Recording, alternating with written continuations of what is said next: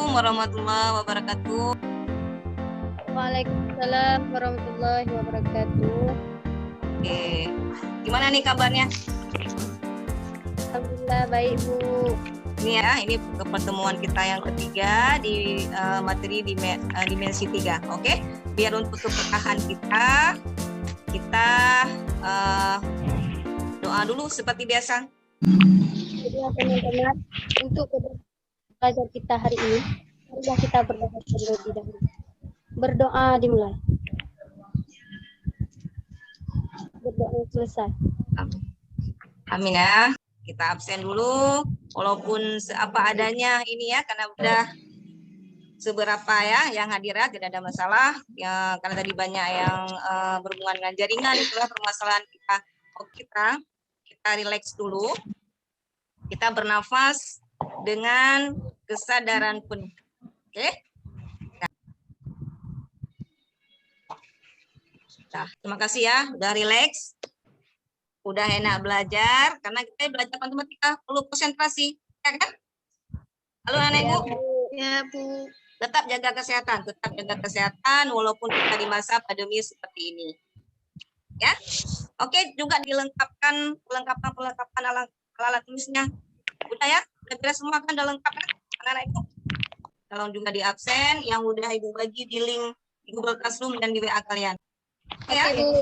Ya. Jadi hari ini kalian usahakan bernilai dan bermanfaat. Ya, dengan kerja kelompok, dengan saling berkomunikasi, dengan saling membagi ilmu, sesama masa muda harus bisa berguna bagi orang lain. Karena kenapa? Sukses itu belum tentu bisa bermanfaat, bernilai. Tapi kalau udah bernilai, bermanfaat, pasti orang menjadi orang sukses. Oke, anak ibu?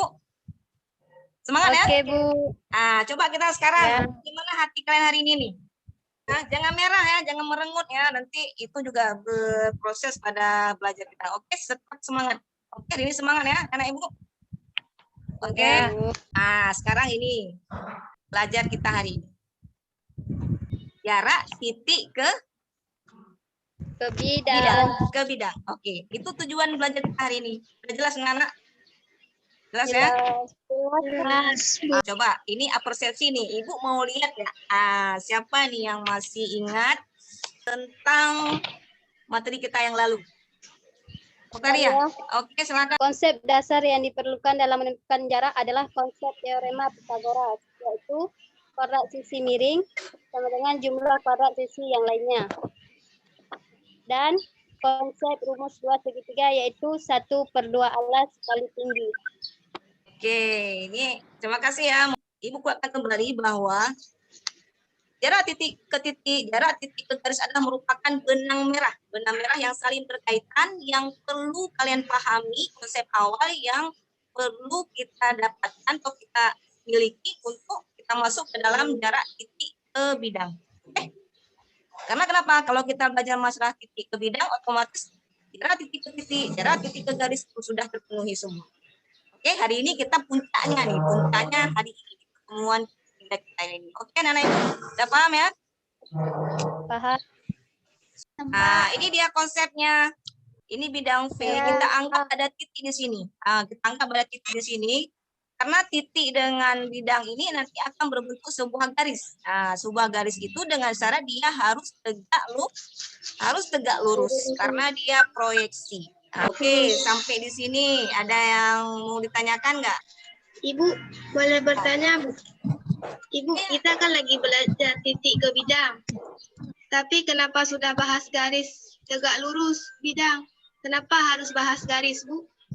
Terima kasih, Nanda. Pertanyaan yang luar biasa ya. Kenapa?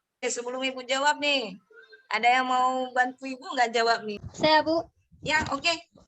Hebat, Mutaria. Karena untuk menentukan jarak titik ke bidang nantinya pasti akan membentuk sebuah garis titik. Terima kasih, Mutaria. Benar ya.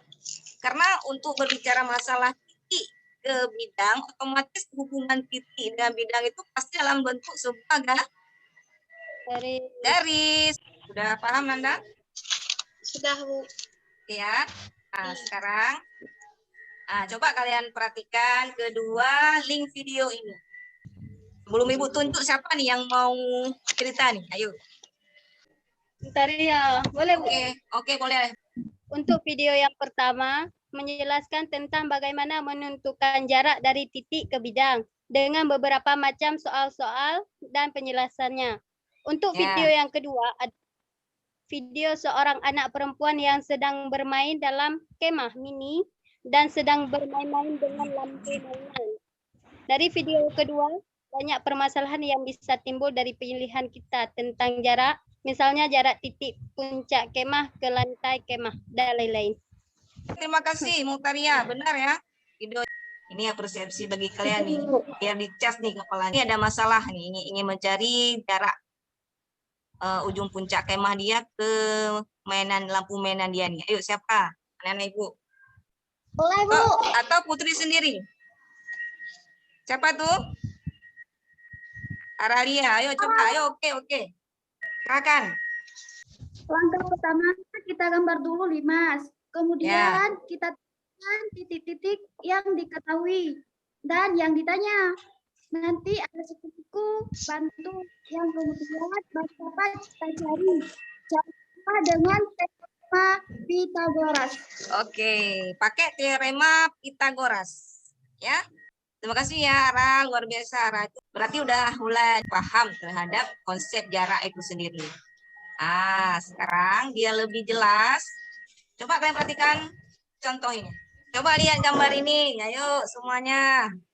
Udah tergambar nggak? Segitiga apa? Limas ini. Udah ada gambaran kan? Udah.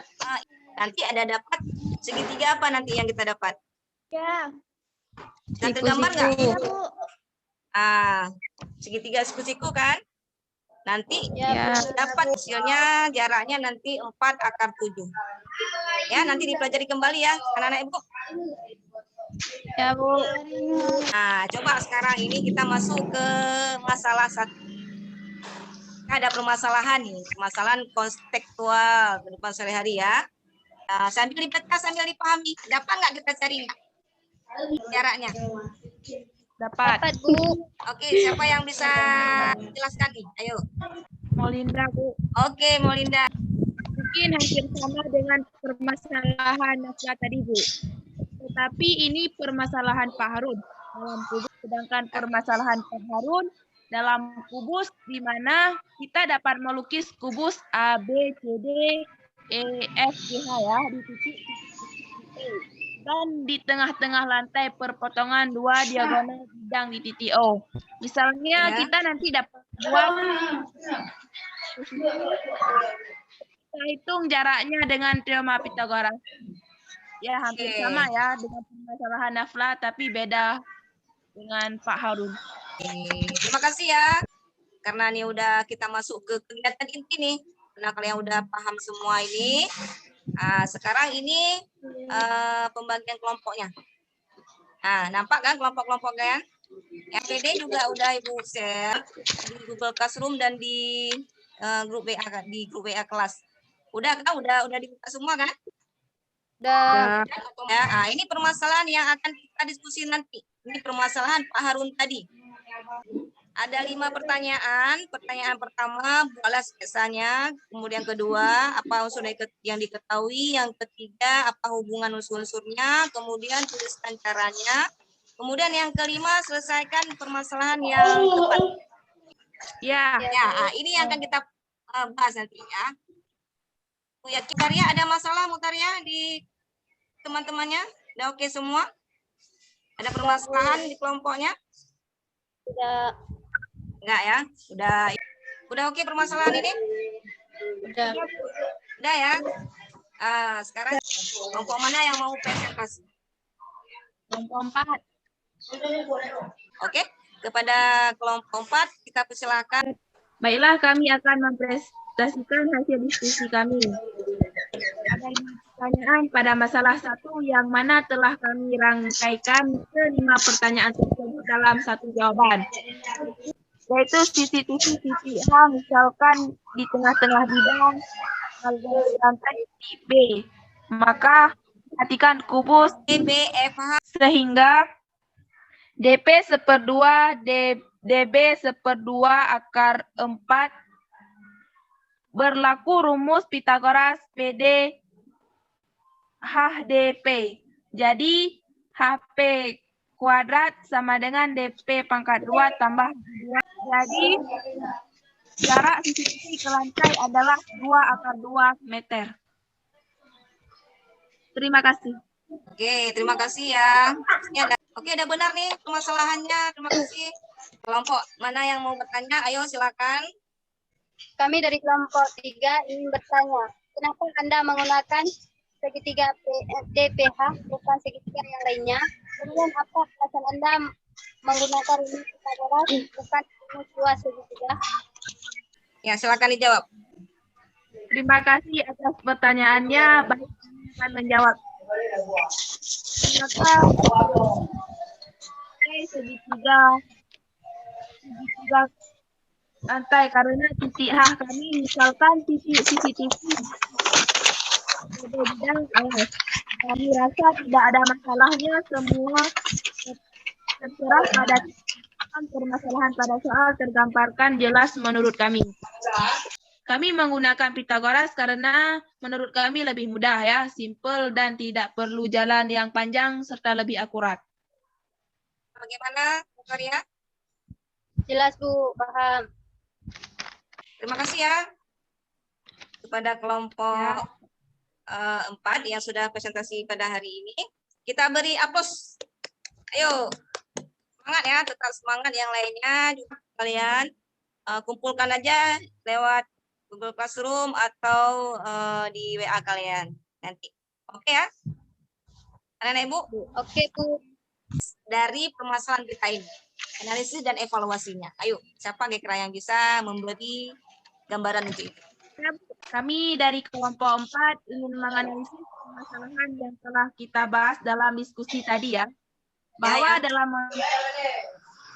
menentukan jarak tidak dapat langsung diperoleh, melainkan kita harus melalui beberapa proses, mulai dari melukis kubus, menentukan pojok titik CCTV dan titik ke bidang kubusnya, menentukan segitiga siku-siku mana yang digunakan untuk mencari jarak, kemudian rumus mana yang digunakan.